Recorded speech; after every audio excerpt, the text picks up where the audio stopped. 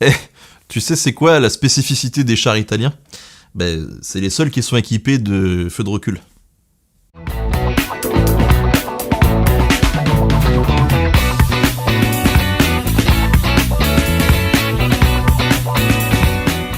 Mes chers camarades, bien le bonjour. Au début de la Seconde Guerre mondiale va se tenir l'une des batailles les plus improbables de l'histoire.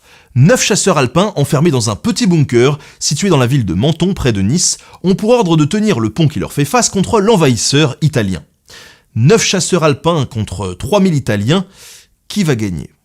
C'est ce que je vous propose de découvrir dans ce nouvel épisode de Nota Bene, mais comme d'habitude, un peu de contexte. Le 23 août 1939, Joachim von Ribbentrop, le ministre des Affaires étrangères allemand, rencontre son homologue soviétique, Vyacheslav Molotov, pour signer le pacte germano-soviétique. Celui-ci prévoit que les deux parties gardent une totale neutralité au cas où l'un d'entre eux entre en conflit armé avec une puissance occidentale. Accessoirement, et dans le plus grand secret, ce fameux pacte prévoit que la Finlande, l'Estonie, la Lettonie, la Bessarabie et enfin la Pologne puissent être partagées par les deux puissances en cas d'invasion. Pour Hitler, le feu vert est donné. Le 1er septembre 1939, l'Allemagne envahit la Pologne, et 2 jours plus tard, le 9 septembre, l'Angleterre et la France déclarent la guerre à l'Allemagne. C'est le début de la Seconde Guerre mondiale. 2 semaines plus tard, le 17 septembre, les Russes attaquent à leur tour la Pologne par l'Est. Les Polonais sont anéantis, et l'offensive des deux puissances continue sur les autres territoires prévus par le pacte germano-soviétique. Les Français, tout comme les Anglais, n'interviennent pas vraiment. Ils attendent, ils regardent, ils se renforcent en attendant le choc germanique. C'est ce que l'on appelle la drôle de guerre et que les Allemands appellent la guerre assise. En gros, personne ne bouge et tout le monde se regarde. Enfin presque. La Wehrmacht marche à travers les Pays-Bas, puis le Luxembourg le 10 mai 1940, avant d'attaquer les infrastructures de la Belgique à l'aide de la Luftwaffe, l'armée de l'air allemande. Ils s'enfoncent alors droit dans les Ardennes afin d'éviter les fortifications françaises. Dans ces massifs, la 7e armée française, qui devait être en poste, a été déplacée par le général Gamelin pour couvrir d'autres positions. Il ne reste alors que les chasseurs ardennais de l'armée belge pour retarder l'avancée des Allemands. Pour être tout à fait honnête, on ne peut pas dire que l'armée française n'était pas du tout préparée à l'invasion allemande par les Ardennes. C'était une possibilité qui était envisagée. Mais la vitesse de progression des forces d'Hitler dans les Ardennes a largement été sous-évaluée, et c'est bien ça qui entraîne la France vers la défaite. Malgré une résistance efficace des soldats belges, en 2 jours à peine, les blindés sont sur Sedan. Le 12 mai, la résistance française, qui n'est pas encore préparée à cette attaque soudaine, est écrasée. Quelques tanks légers sont envoyés pour contenir la percée allemande, mais la supériorité technologique des blindés ennemis ne leur laisse aucune chance. Ça, c'est ce qu'on appelle la Blitzkrieg, la guerre éclair. La Wehrmacht s'enfonce très rapidement dans les terres, tandis que la panique s'empare de l'armée française. Le moral est au plus bas, et de l'autre côté de la frontière, la Belgique décide de se rendre avant que son armée ne soit totalement anéantie. À Dunkerque, c'est près de 400 000 soldats français et britanniques qui sont dos au mur, encerclés par la Wehrmacht. Seul un sang-froid à toute épreuve, combiné à l'indécision des Allemands, leur permettent de résister et d'évacuer 340 000 hommes, dont un tiers de Français, vers le Royaume-Uni. C'est dans ce contexte, voyant le rouleau compresseur allemand déblayer le passage et achever sa besogne, que l'Italie se décide à déclarer la guerre à la France le 10 juin 1940. Mieux vaut tard que jamais, comme dirait l'autre, prendre des risques c'est bien, mais si on peut le faire une fois que les copains ont fait la grosse partie du boulot, c'est mieux. L'armée italienne, composée de 300 000 hommes, pour la plupart mal équipés et peu entraînés, traverse les Alpes et se heurte à une résistance française étonnante.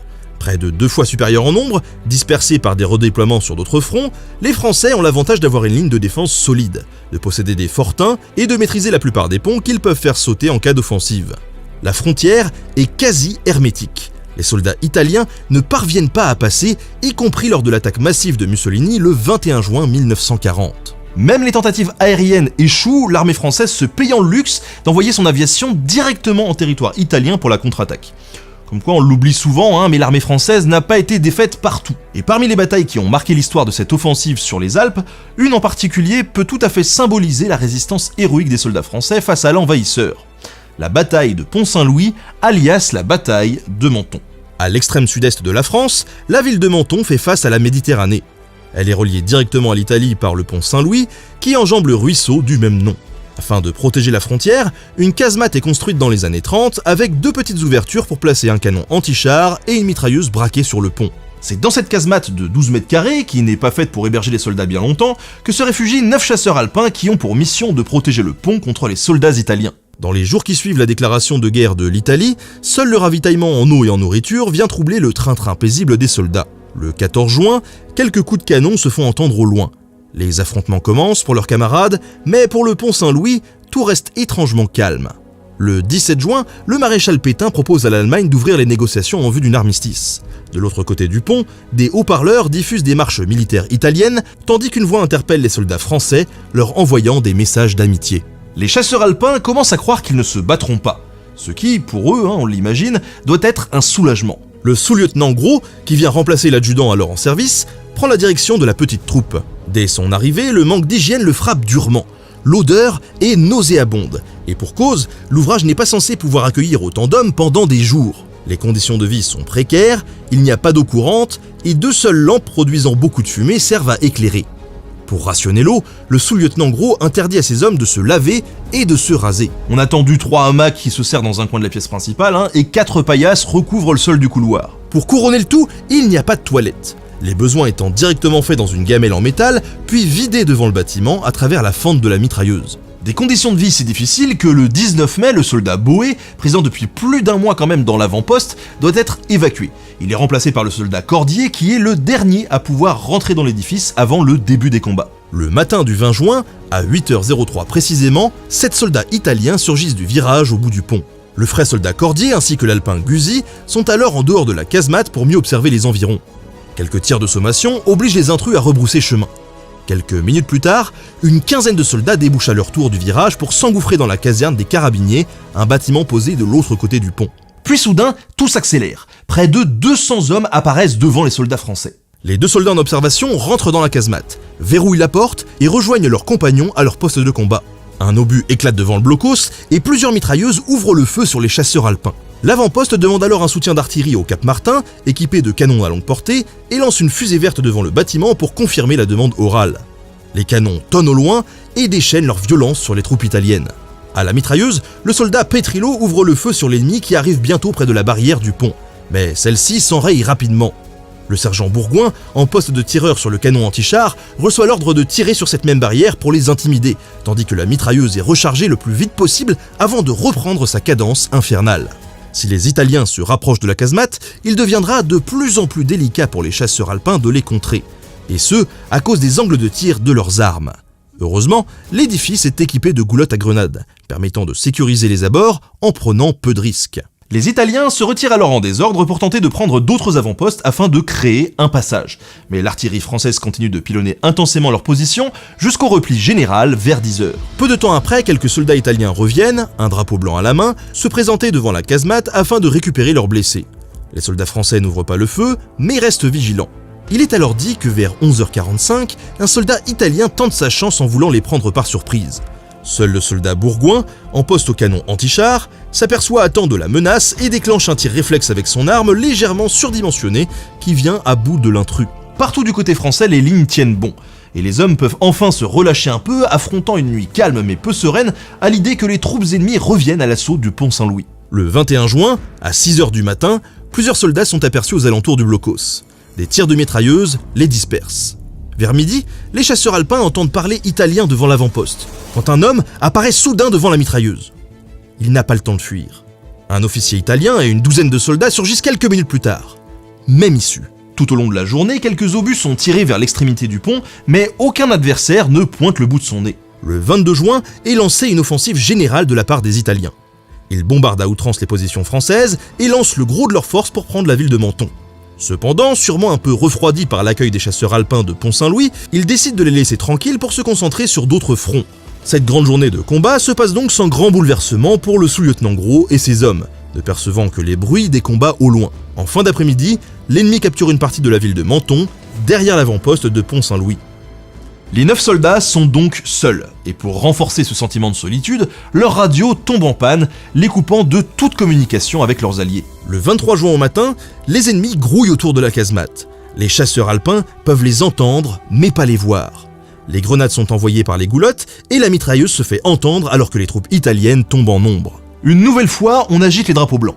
Une nouvelle fois, on ramasse les blessés et les corps. Le reste de la journée est calme, mais les hommes, eux, sont à bout de nerfs. Le lendemain, à partir de 18h, des bombardements intenses visent directement la casemate afin de la détruire. Sans succès. 2 hommes sont tout de même légèrement blessés et l'angoisse des soldats français ne s'évapore qu'avec la riposte des canons de leurs alliés qui visent les Italiens. Au petit matin du 25 juin, toujours privés de communication, les chasseurs alpins l'ignorent, mais l'armistice vient d'être signé par le maréchal Pétain. Une silhouette se dessine près de la barrière du pont, puis 2, puis 3. Un tir de mitrailleuse retentit, puis une fusée verte éclate, demandant au Cap Martin une nouvelle intervention de l'artillerie. Mais rien ne se passe. Quelques minutes plus tard, un autre groupe de soldats italiens s'aventure près de la casemate.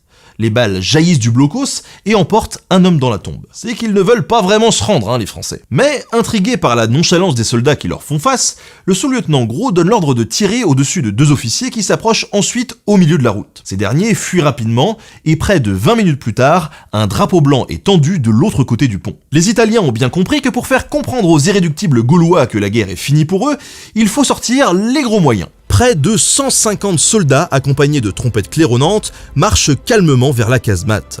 Charles Gros, demandant à ses hommes de maintenir en ligne de mire les ennemis, ouvre la porte de l'avant-poste et s'avance vers les officiers italiens qui lui annoncent l'armistice. Pour tous ces hommes, c'est non seulement un soulagement, mais aussi une grande fierté d'avoir tenu ce pont pendant près de 2 semaines. Durant ce combat acharné, c'est en réalité plusieurs milliers de fantassins italiens qui se lançaient à l'assaut de leur avant-poste et de ses environs. Des milliers de soldats contre seulement 9 pauvres malheureux enfermés dans un bâtiment étroit avec un champ de vision réduit. Cet exploit, loin d'être atténué par la signature de l'armistice, est rapidement reconnu par l'armée française. Et le général Olry, qui dirige les troupes de l'armée des Alpes, fait citer les 9 courageux soldats à l'ordre de l'armée. Cette résistance est également saluée par les officiers italiens qui témoignent d'un profond respect pour l'acharnement des Français. Dans les jours suivants, l'armée des Alpes est dissoute et la France entame une collaboration étroite avec les forces allemandes qui aboutit à l'occupation d'une partie du territoire français pendant près de 5 années. Si tu as aimé cette histoire incroyable de ces 9 chasseurs alpins, n'hésite pas à lâcher un pouce et à partager l'épisode. Merci aux frères Sima qui m'ont permis d'utiliser de nombreuses photos de leur site internet sur la ligne Maginot. Je vous mets le lien en description, c'est très intéressant à voir. Il y a une description un peu plus précise des événements. À très bientôt sur Nota Bene. Salut.